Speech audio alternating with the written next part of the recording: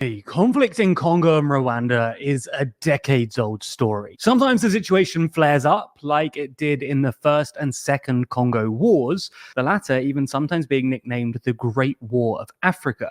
Recently, things have seemed a touch calmer. That was until the resurgence of the M23, a major rebel group with questionable connections that's re-sparked chaos in the region. So in this video, let's unpack the region's complex past and why the worst may still be yet to come. Hey, shalom, family. It's your brother, Yahuah, man. You already know, reporting live. And I came to you guys with an update right now. It's a situation happening right here in Central Africa. You know, a lot of the time when we bring in the global news, we've been talking a lot lately about what's happening in West Africa, Mali, Nigeria, Burkina Faso, you know, stuff like that. But actually, Central Africa is actually some soft conflict that's been happening for a while now. You know, it been going on with Burkina Faso. With DRC and Rwanda, and it's a big deal.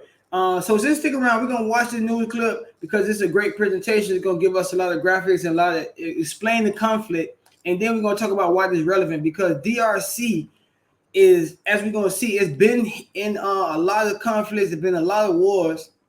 As we all continue to refresh ourselves on this contemporary history of Africa, it's been a lot of wars. But DRC is not only at the heart of the continent; it's at the heart of a lot of discussion. What's happening with the monkeypox situation, and it's just so many countries in that country. It's occupied by so many foreign countries. So something we gotta pay attention to. Again, let's get back to the story, catch up on the news, on the history of this, and then I'm gonna give you guys my thoughts and why.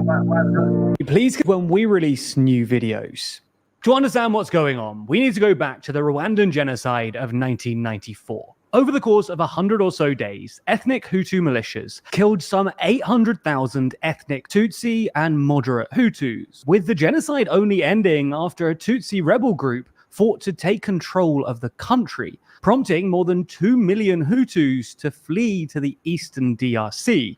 In 1996, Rwanda led an invasion of the DRC, seeking to root out the remaining extremists responsible for the genocide who had sought refuge across the border. This first invasion sparked the First Congo War, which by 1997 saw the country's dictator toppled and replaced by his long-term opponent, Laurent Kabila, who had the backing of Rwanda and its allies. This relationship didn't last though, and Kabila ordered the Rwandans and other foreign troops out of the country in 1998, setting into motion the devastating Second Congo War, also known as the Great War of Africa. And that title seems appropriate because at least 9 countries got involved in the conflict, and over 5 million people were killed, according to estimates from the International Rescue Committee, principally through disease and malnutrition, making it the deadliest conflict since World War II.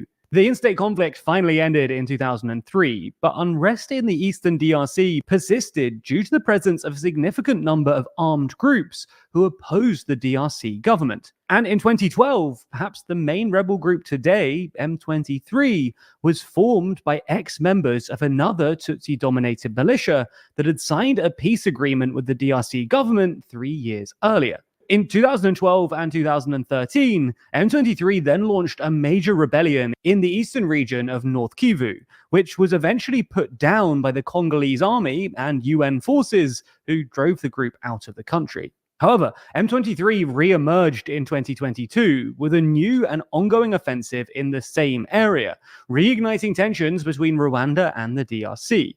Now, the Congolese government have long accused Rwanda of supporting M23, but while Rwanda used to deny this, it's now become impossible to refute. In December, a UN expert's report stated that the Rwandans' goal is to reinforce M23 by providing troops and material and to use them to secure control over mine sites, gain political influence in the DRC, and decimate FDLR, an anti-Rwanda rebel group that Rwanda claims is supported by the DRC government. Then in June, the UN's final report went even further, claiming that Rwanda had actually deployed at least 3,000 troops inside the Congo alongside M23. Now, this wasn't a total surprise. Drone and satellite images had caught Rwandan troops crossing the border, and M23 had been able to get their hands on some suspiciously advanced weaponry. But the sheer number of troops is remarkably high, especially given that the M23 themselves only have something like 3,000 troops. The report also claimed that Uganda, which already has a presence in Congo, nominally to fight the Islamic State's African offshoot, was also supporting M23 by letting them operate out of Ugandan territory. With Rwandan and Ugandan support then, M23 has been able to rapidly expand the territory under its control.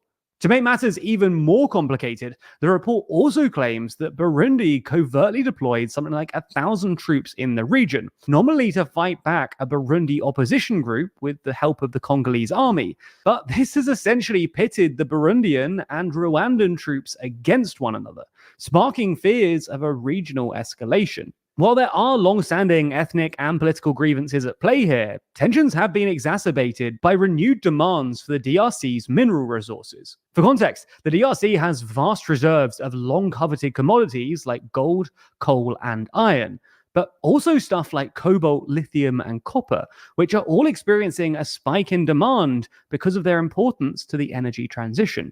That's where Leeds Gorilla comes in. It connects local businesses that need help with you, the expert.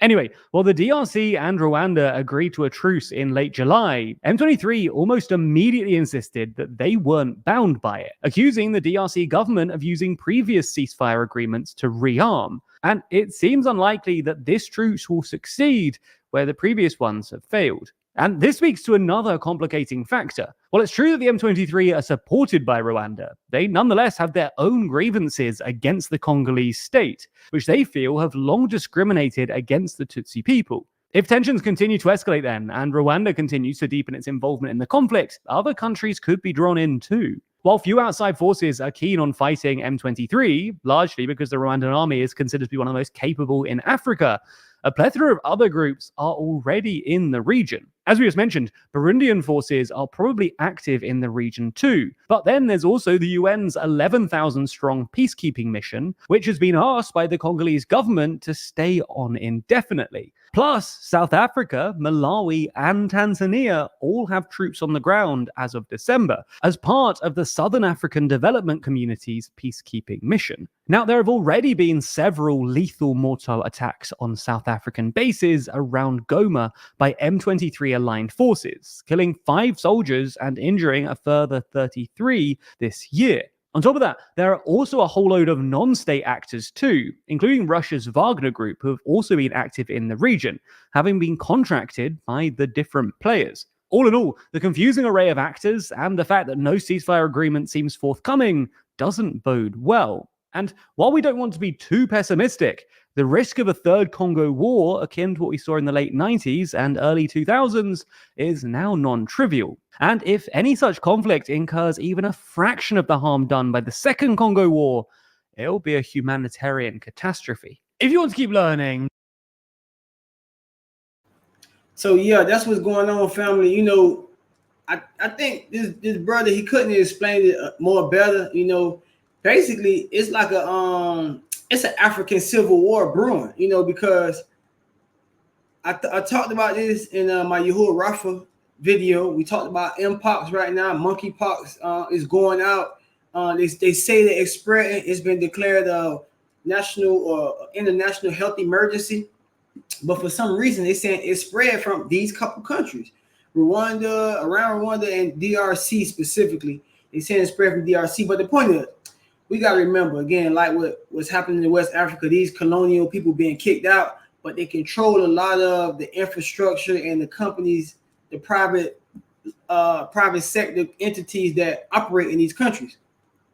So it's no surprise that, again, they're saying these illnesses coming out of this country, and now these wars have been happening, especially between these African countries like Rwanda and DRC, because the whole point is, what I'm saying is, DRC is at the center of a lot of controversy in Africa because of its mineral richness. And it's something that we heard about for years before we came to Africa.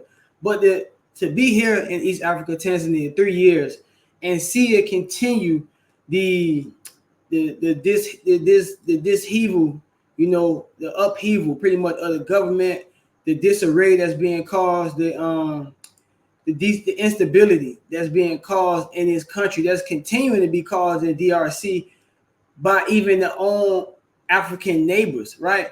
So it's a shame, right? Because DRC can't catch a break. And like the person in the video alluded to, it's a rich country. It's full of gold, all different type of alloys and metals, and it's just full of natural resources. And it's like even the countries in Africa that don't have them natural resources is finding a way to subvert, you know what I'm saying, the government of the DRC. So it's amazing what's happening. And the whole point is what's happening is it's slowly being escalated to like some sort of, like I say, African civil war. Well, we got African countries fighting against each other. So that's definitely a situation we don't want.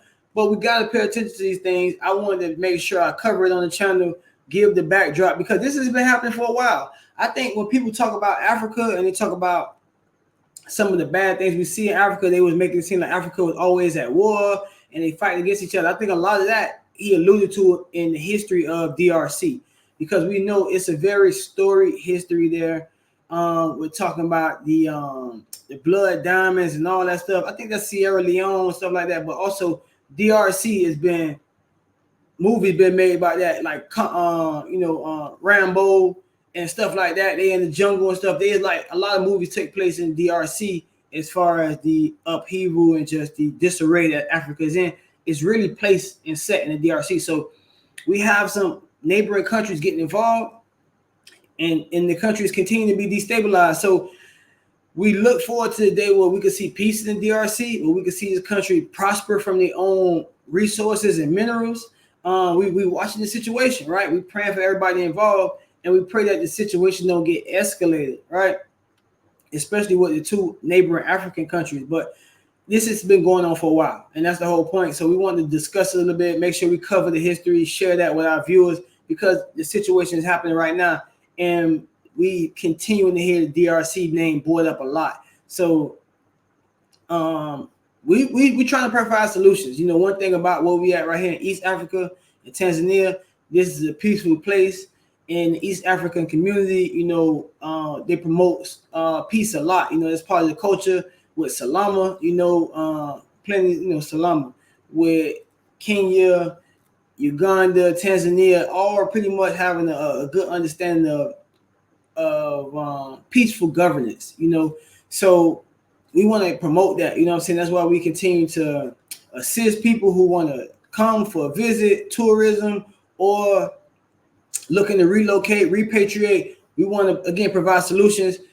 And a part of that is giving these travel advisories. And that's the thing, you know, it's 54 countries, but a lot of the countries, I can't speak for everyone. Like I've been to every single country. I won't say that, but from watching from afar, watching the news, the publications, the communications that's coming out of these countries, there is some cause for concern, slight level, as far as the instability, again, in these mineral-rich nations.